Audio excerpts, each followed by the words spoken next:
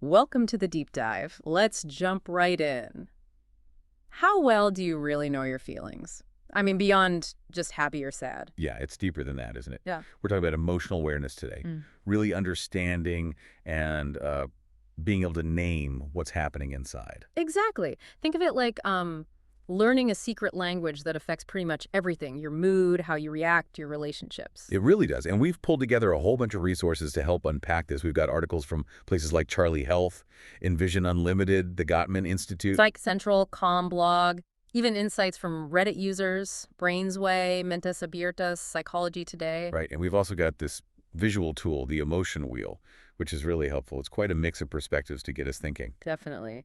So our mission today really is to give you some practical tools and knowledge, things you can actually use to get better at understanding, identifying, and importantly, expressing your emotions. Which hopefully leads to knowing yourself better, having stronger connections, and just, better mental well-being overall. Okay, let's dive in. What are we actually talking about when we say emotional awareness? What's the core idea? Well, at its most basic level, it's just knowing when a feeling is happening Mm, in you, or maybe noticing it in someone else, that initial spark of recognition. just noticing. Okay. Yeah, and then building on that is emotional literacy. That's when you can actually put a name to the feeling, use specific words. Like saying, I feel frustrated Yeah. instead of just, I feel bad. Exactly. And it gets even more interesting because at a higher level, emotional awareness can mean being able to sort of predict feelings, how you might feel later, or how a situation might make someone else feel. Wow, okay. That predictive part sounds incredibly useful. Now, we hear emotional intelligence or EQ thrown around a lot. How does awareness fit with EQ? Emotional awareness is really the foundation stone for EQ. Emotional intelligence is broader. It's about recognizing, understanding, and managing your own emotions. And picking up on others' emotions, too. Yes, exactly. And being able to respond appropriately.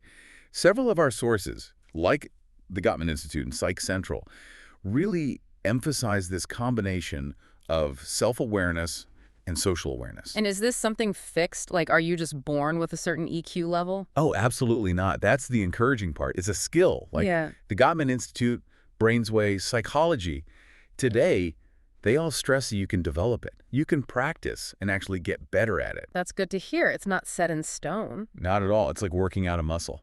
Okay, so why bother? Why put in the effort to identify these feelings? Why not just, ride the wave?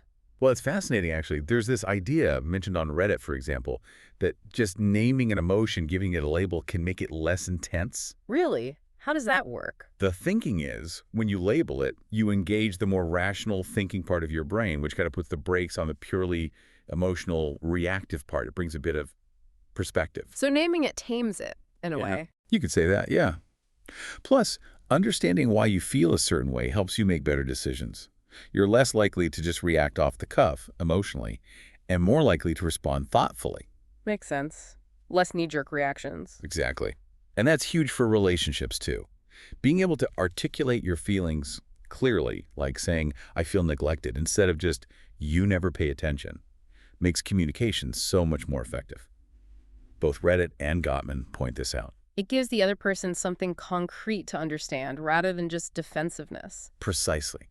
And think about this. Our feelings are basically signals. Envision Unlimited and Psychology Today talk about them as a guidance system. They tell us what's important, what needs attention. Like an internal dashboard. Kind of, yeah. Negative feelings especially can highlight that maybe a need isn't being met. Feeling constantly irritable might point to needing more rest, or maybe feeling unheard. So they're not just annoying noise, they're actually information. Valuable information. And trying to ignore them. Psychology Today warns that doesn't work. They often just get louder or pop up in other ways if you try to stuff them down. Okay, so identifying is crucial. But feelings can be messy, right? A big jumble sometimes. Is that where this emotion wheel comes into play? To help sort it out? Exactly. The emotion wheel or feelings wheel is a brilliant tool for that very reason. Charlie Health, Calm Blog, Psych Central all describe it as this visual map. A map of feelings. How's it laid out? Typically, you have core primary emotions in the center. Things like happy, sad, angry, scared, surprised. Discuss those big categories. The main ones. Right. Then, as you move outward, it breaks down into more specific secondary emotions. So under sad, you might find grief or lonely. Get in more detail. Yeah, and some wheels go even further to tertiary emotions, really nuanced feelings. So under lonely, maybe you'd find isolated or abandoned. The image we looked at shows this really well happy branching into joyful, cheeky, free. And sad into vulnerable or despair. Wow, it really shows the range within just one basic feeling. It does. And some wheels even show intensity levels. Are you mildly annoyed or absolutely furious? It helps you pinpoint it. So it's about getting specific. Yes. And that specificity is goals for communication. It helps you build your emotional vocabulary, understand yourself better, and gives you a shared language to talk about feelings with others. Much better than just saying, I feel weird. Right. Instead of I'm stressed, maybe it's I feel overwhelmed and pressured. Much clearer.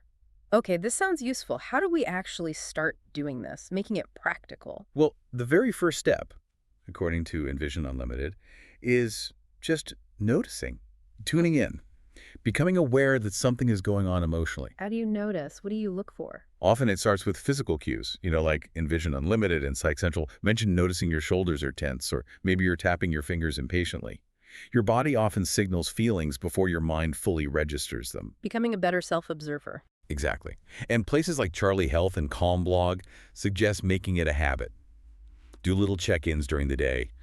Just pause and ask, okay, what am I feeling right now? And use the wheel, maybe. Yeah, use the wheel as a reference. Start broad, am I feeling something pleasant or unpleasant? Then try to narrow it down using those categories. Okay, notice something. Step 2. Acknowledge it. Don't push it away. Envision Unlimited really stresses this. Just accept, okay, I am feeling something, and then try to identify it more specifically. Why is being specific so helpful again? Because specificity helps you figure out the why. What need might be unmet? What triggered this feeling? Naming it, like we said before, also makes it less scary. It brings it from this vague unease into something known, something you can actually address. It even engages a different part of your brain, more cognitive, less purely reactive. Taking it out of the, unknown feeling zone. Pretty much. And then comes acceptance. This is huge. Psychology Today, Envision Unlimited, they both talk about accepting the feeling, even if it's uncomfortable, like anger or sadness. These feelings have messages for us. It's okay to feel not okay, basically. Absolutely. And accepting it is part of accepting yourself. Plus, fighting feelings takes a ton of energy. Acceptance is actually less exhausting. Makes sense. So notice, acknowledge, identify, accept. Then what? We can't just sit with it forever, can we? Right. Then comes healthy expression. Because bottling things up isn't good for us. Charlie Health, Mentes Abiertas, Psychology Today all warn against that. So what does healthy expression look like? Lots of things. Talking it out with someone you trust is a big one. Journaling can be amazing for processing things privately. What about nonverbal stuff? Definitely. Creative outlets, art, music, Psych Central mentions these are great, especially if words are hard. Mindfulness, deep breathing, meditation, and physical activity. Exercise is a fantastic emotional release for many people. Lots of options. What about unhealthy ways? Well, the obvious ones like turning to substances, drugs, alcohol, but also just denying the feeling, pretending it's not there or lashing out inappropriately. Those tend to backfire. Got it. So finding constructive ways to let it out or process it, how does this translate into making relationships better? You mentioned communication earlier. Yeah, this is where using those specific emotion words from the wheel really shines. Instead of a vague, I'm upset, imagine saying, I'm feeling hurt and a bit disappointed, because see how much more information that gives your partner. Charlie Health, Gottman, Comblog, they all highlight this benefit. It opens the door for real understanding, not just guessing games. Exactly. Yeah. The Gottman Institute actually has this great technique called the emotion coaching conversation. It's a structured way for partners to share feelings, really listen, validate each other. Validate? What does that mean exactly? It means showing you understand why someone feels the way they do, even if you don't agree with the reason. Saying something like, I can see why you'd feel frustrated in that situation. It builds connection. Ah, okay. So it's not about agreeing. It's about understanding their emotional reality. Precisely.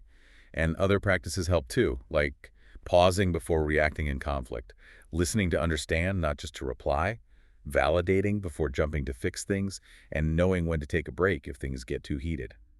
Low EQ, on the other hand, often leads to just constant misunderstandings and friction.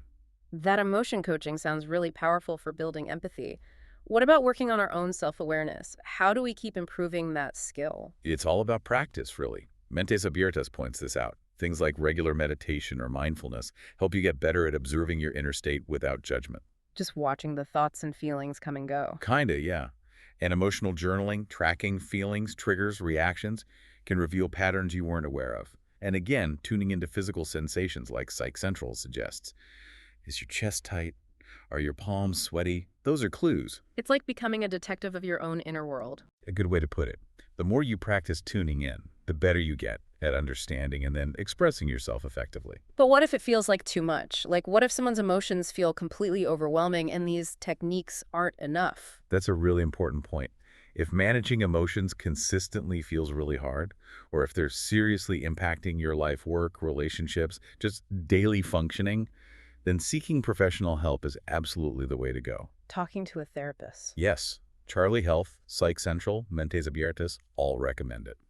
Therapy provides a safe space to explore what's going on, understand deeper patterns, and learn specific coping skills. Are there particular types of therapy for this? There are. Psych Central mentions a few, like CBT, cognitive behavioral therapy, Mm. ACT, acceptance and commitment therapy, and DBT, dialectical behavior therapy.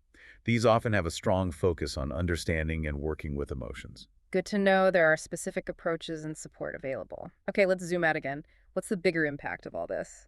Emotional intelligence and our overall mental health. There's a pretty strong link. Brainswave's research suggests good EQ can be protective against things like anxiety and depression. How so? Well, for anxiety, understanding your emotional responses can make stressors feel less overwhelming. You can learn to manage the physical and mental symptoms better. For depression, being able to identify and process difficult emotions like sadness or grief is really key to healing. So it builds resilience. It seems to, yes. And interestingly, Brainsway also connected a sense of belonging, feeling connected to others with better emotional skills, like clarity about feelings and the ability to repair negative moods. So connection helps us manage emotions, and managing emotions helps us connect. A positive cycle. Looks like it. And there's another fascinating idea from Envision Unlimited, forecasting feelings. Forecasting, like predicting the emotional weather. Sort of. It's about using your current emotional awareness to predict how you might feel in a future situation. This helps you make decisions now that are more likely to lead to feeling good later on. Choosing paths that align with your emotional well-being. Exactly. And it extends outwards too. Better awareness of your own feelings often improves your ability to anticipate how others might feel, leading to more thoughtful and empathetic behavior. It really does seem to ripple outwards, affecting our choices, our relationships. And ultimately our overall happiness. Envision Unlimited makes a strong point that just achieving external success doesn't guarantee happiness if you lack that internal emotional awareness. Understanding your feelings helps you know what you truly value, what you need, what actually makes you feel fulfilled. Living more authentically, maybe, aligned with your inner emotional compass. That's a great way to put it. It's about building a life that genuinely resonates with who you are, emotionally speaking. Wow.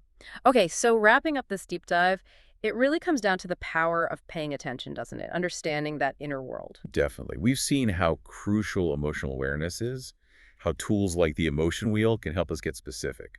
And we've talked through practical steps. Noticing, acknowledging, identifying, using that specificity, accepting, and then expressing feelings in healthy ways. And remembering that this isn't a one-time fix. Developing emotional intelligence is a journey, a practice. But the payoff in terms of well-being, relationships, self-understanding seems pretty significant. So here's something to think about as we finish. Is there one emotion you tend to feel quite often, but maybe struggle to really understand or manage? Yeah, consider that emotion. How might looking at it through the lens of the emotion wheel or trying some of these steps like naming it specifically or noticing the physical signs give you a fresh perspective? Maybe it's a chance to decode a little bit more of your own inner language, something to explore. Thanks for taking this deep dive with us today.